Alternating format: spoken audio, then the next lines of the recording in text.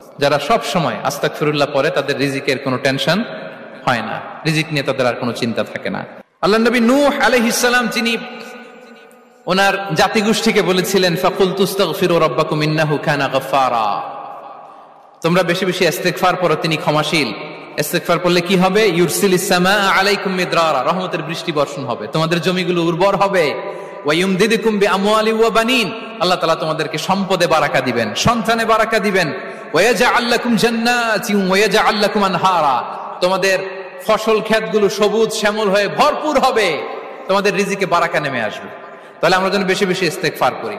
বিষ্ণু ইসা ইসলাম বলেছেন মান লাযামাল ইস্তিগফার জাআলাল্লাহু লাকুম মিন কুল্লি দিকিন মাখরাজা ওয়া মিন কুল্লি হাম্মিন ফারাজা ওয়া ইয়ারযুকহু মিন হাইসু লা ইয়াহতাসিব, যে সব সময় ইস্তেগফার পড়ে তার কোনো টেনশন থাকে না, তার জীবনে দুশ্চিন্তা আসে না, আর এমন জায়গা থেকে আল্লাহ রিজিকের বন্দোবস্ত করে যেটা সে কল্পনাও করে নাই। সুবহানাল্লাহ বিহামদি। আমরা যেন বেশি বেশি ইস্তেগফার করি। আস্তাগফিরুল্লাহ এটা হচ্ছে ভেরি শর্ট ফর্ম অফ ইস্তেগফার, অথবা পড়তে পারেন আস্তাগফিরুল্লাহাল্লাযী লা ইলাহা ইল্লা হুয়াল হাইয়ুল কাইয়্যুম ওয়া আতুবু ইলাইহি।